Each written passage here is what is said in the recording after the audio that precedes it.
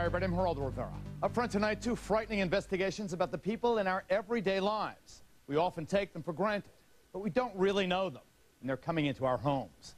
We begin in Texas, where many unsuspecting parents are apparently opening their doors to sex offenders. I treat everybody with respect, and you can ask anybody that I deliver mail to, they would not really want another mailman. On the surface, James Richardson seems to be a model postal worker.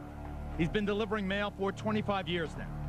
But one thing he's not delivered to his boss or to the people on his route is the truth.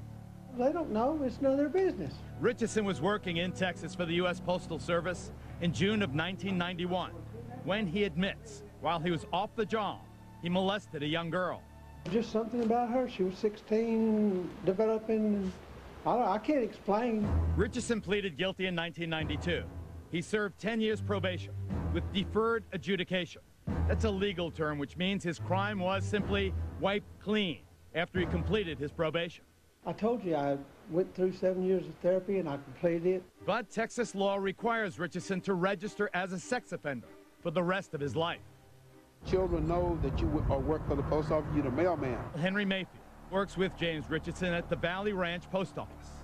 He should have told someone. I mean, you know, what we do off the job is a direct reflection of what we do on the job.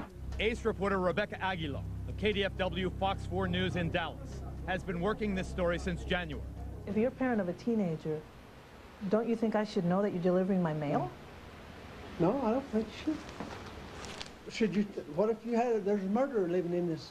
Do you think the murderer ought to come down and say, I'm a murderer, I'm living here with you? Richardson's supervisor is Michael Douglas. Did he ever tell you he's a registered sex offender? No.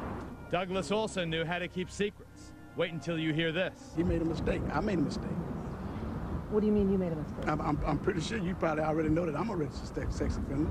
You asked me a question. Douglas was working for the U.S. Postal Service when, according to an arrest warrant, he told police he had sex with a 14-year-old back in 1999, and then had sex with her again when she was 16 years old.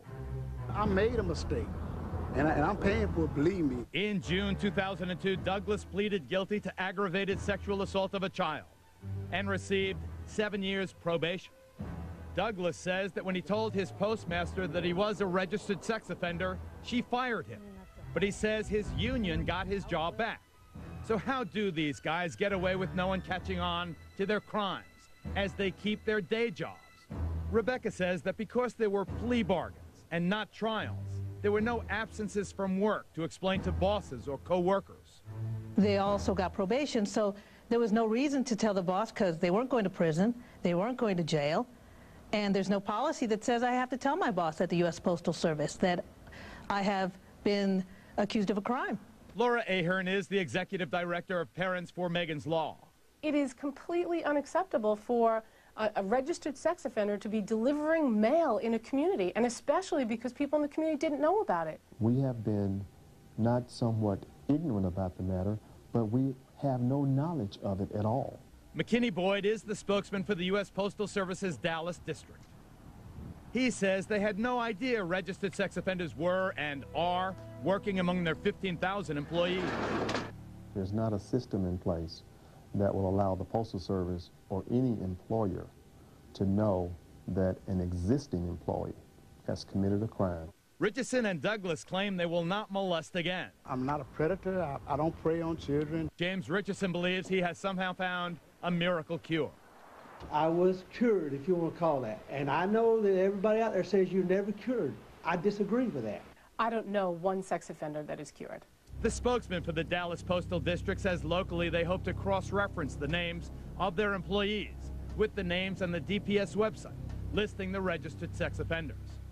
So will there be an obligation by the U.S. Postal Service to tell the customers, by the way, your mailman is a registered sex offender? Can you see that in the future? I can certainly see that in the future. Meanwhile, Henry Mayfield, who tipped off Aguilar to the scandal back in January, has since been paying the price for his whistleblower. Mr. Mayfield was not going to be fired, was not going to be retaliated against, and now his own supervisor, Mr. Douglas, wrote him up for talking to the media. Our thanks to Rebecca Aguilar and KDFW for that fine report.